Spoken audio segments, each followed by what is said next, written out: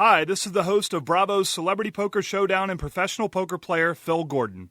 Thank you for joining me for my 2005 World Series of Poker podcast, brought to you by ExpertInsight.com. My new poker instructional DVD is available exclusively online at ExpertInsight.com. Get the DVD and get inside the mind of a pro. You only see my hole cards as I play at the final table, but you hear each and every thought I have while making winning decisions at No Limit Texas Hold'em. And now, from the Rio in Las Vegas, the 2005 World Series of Poker. Hi guys, today is Sunday and the $3,000 limit event at the World Series of Poker. Apologize for lack of entries in the last couple of days. I've been very busy with the new release of my DVD, which is now shipping. Have not played down here at the World Series of Poker since Thursday. In that time period, we've had the Doyle Brunson win his 10th bracelet at the World Series of Poker. I'm going to try to look around for Doyle. I think he's around here somewhere. He won the $5,000 shorthanded no limit event. And I guess the finals of the 10,000 pot limit are going on right now. I'm going to look around for the chip leaders there.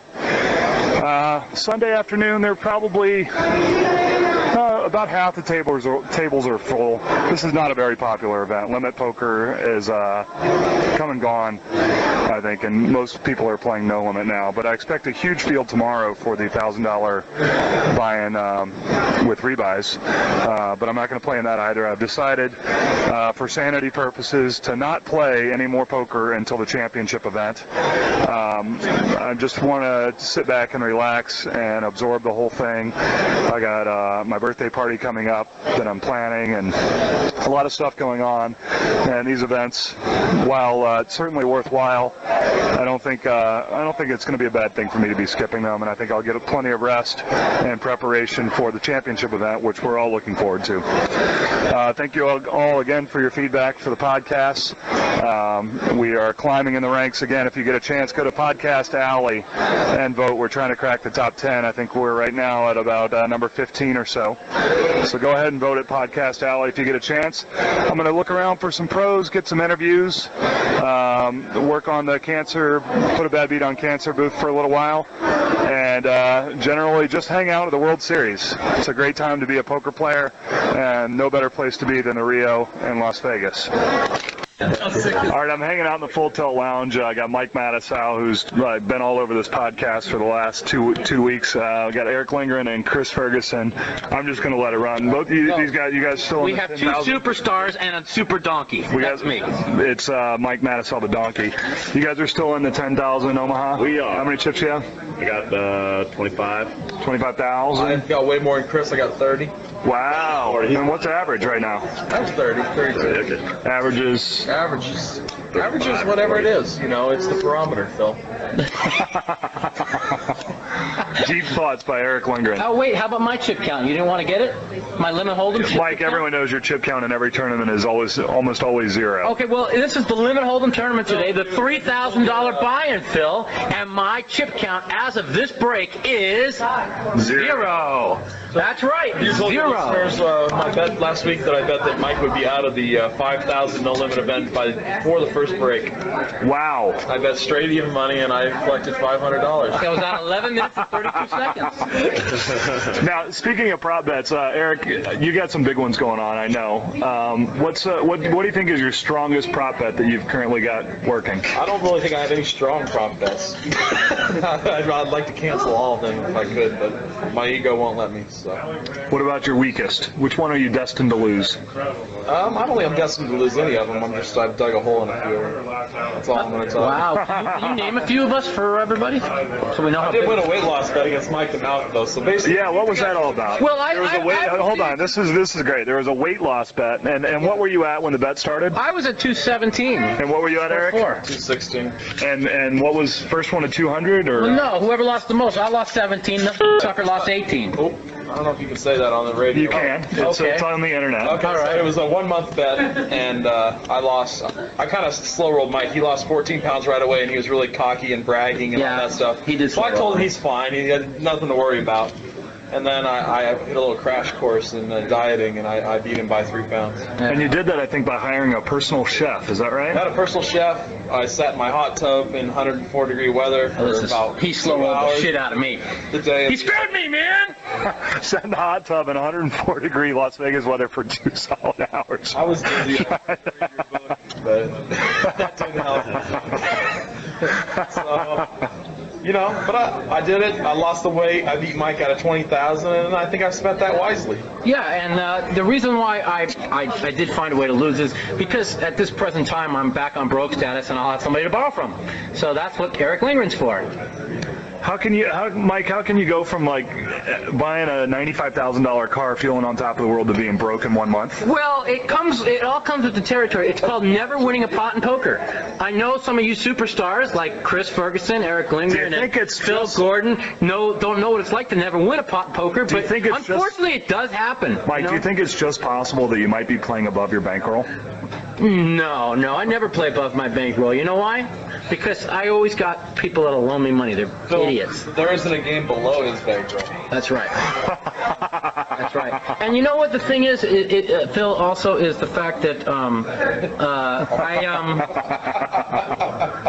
the difference between me and these two superstars, let me explain something. Like today in the limit hold'em tournament, you know, the flop come deuce 6-8. I had 3 deuces. Warning to the readers, warning to the listeners, No, a bad beat story is coming. This is really not a bad beat story, but this is the difference between me and the 2 superstars I'm sitting with. The flop comes deuce 6-8, and I got 4 bets in with 3 deuces.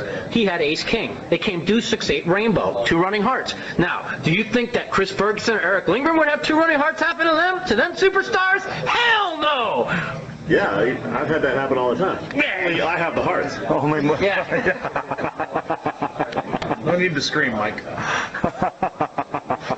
I know you're a little angry. But you know what? No, actually, I'm not angry. I'm actually a happy loser. Chris, did you actually beat him out of that pot? No, I didn't. It wasn't Chris Ferguson that put the bad beat on you. That was the worst beat in the tournament. At the end of the interview, I gotta have Mike stop yelling.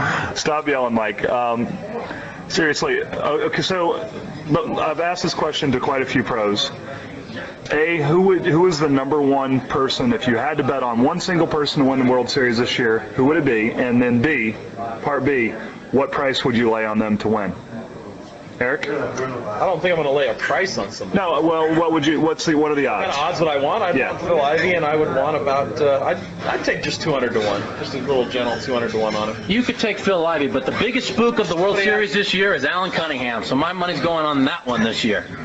He might have burned himself out, though, making 5 It don't final make a tables. difference. It's him or Tony Cousineau. They make 70 final tables each so far. Yeah. I mean, who can you go against them? So Phil Ivey at 200 to 1. Yeah. For Erick Lindgren. And Chris Ferguson? I'm actually also going to take Phil Ivey. You all don't realize what that price? this spook has had enough of his I won't take any share. price because you never. I've learned something. You never bet against Phil Ivey. Never. Yeah. You never I bet. haven't learned that yet. Yeah. You will. You will. Your bankroll's going to make you eventually learn. If you had to name 4 other players that you really feel are at that top there, who would it be? Nobody really comes to mind, Phil. Yeah, well, he's pointing at Chris Ferguson. Chris has chips every tournament this entire month. He has built his chips up from the starting. Excuse me. Chris has had chips every tournament at the World Series for the last 5 years. What makes you think that this month is going to be any different? Jody Ivner with the 4-minute warning for us. Yeah, that's the tournament director walking in just to tell Chris Ferguson and Erick Lindgren that the tournament's about to restart. Of course, that doesn't really apply to Mike Matusow. Listen, somebody made a statement to me yesterday, and I'm going to go on the record and say I agree with them. If you look at all the winners of every tournament, a big name player wins every tournament this month, which is unbelievable. That is pretty amazing. And I'm going to go on record and say a big name player is going to win the main event. Good. What do you think your personal chances are? No, seriously. I love my chances. No, I mean, everyone thinks you've got a great chance. It's really nice if you get a good table draw. If I get a good table draw, if I get to 20,000, I think that I have a good chance to just kind of put it in cruise control and just see my chips go up and up. Hopefully. Yeah, it's all about the table draw. I agree. If you get a great table draw, I mean, it seems like everybody. How can you get a bad table draw? That's what everybody says, but you can. You can't. I got one last year. No, you can and you can't. We'll see. You'll never What day are you playing? There's a lot of people out there that can play that we don't know, and you could run into them, and they can be very tricky and fearless, and they can put a lot of pressure on you. Hopefully, of course, you get a bunch of passive players, and you can chop away, and it's real smooth. But the key is obviously get that double up, get to 20, get it where you can't be broken, and you could have a great first day. we're all going to be playing against people we don't know, but that doesn't mean, just because they're unknown players doesn't mean they're no good. And there's some really great players that nobody's ever heard about. But there's a pretty good chance they're all a bunch of donkeys. Well, come on, just say it, Chris. Just don't be so not here's the negative thing. now. They're all going to be dangerous, because one thing that we've learned, I think, throughout this World Series is that the internet players are invariably aggressive. They're willing to put their chips into the pot with one pair, and sometimes they're going to get lucky and outdraw you. Yeah, I mean, they put it all in with no pair. I'll tell you what I've learned in these tournaments is that 2, 3, 4, 5,000 in chips is not 10,000 in chips. Yeah. The starting stacks have been real small, so it'll be real nice to have 10,000 in chips. Yeah. I can bluff a little off, or I can take a few long shot draws and still have some chips. So that's exciting. I think the limits are going to be moving up pretty fast the first day, so it's actually going to. Have they changed the structure a little bit? They need to cut the field by a third on the first day. There's 3 first days and 1 second day, so they need to cut the field hours. I think to we're looking at 2,000. 14, 15 hours on day. Yeah, by the second day, and because of that, the lines are actually going to move up pretty fast. Yeah, they might actually start them. Thanks, Phil. Okay. You guys got about 1 minute. Hey, good luck. Good luck to you guys. I'll look on the internet and pull for you guys. Appreciate it. You're not allowed to play. No, I got 1 more day left. All right, that's it from the World Series of Poker today. Got a lot of friends coming into town.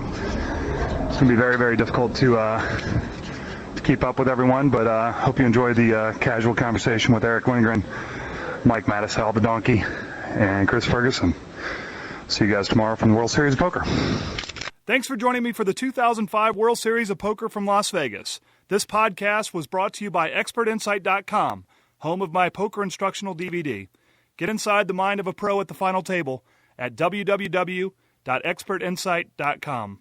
Tune in tomorrow for more stories, interviews, fun, and insight into the world of professional poker. For ExpertInsight.com, this is Phil Gordon from Las Vegas, Nevada.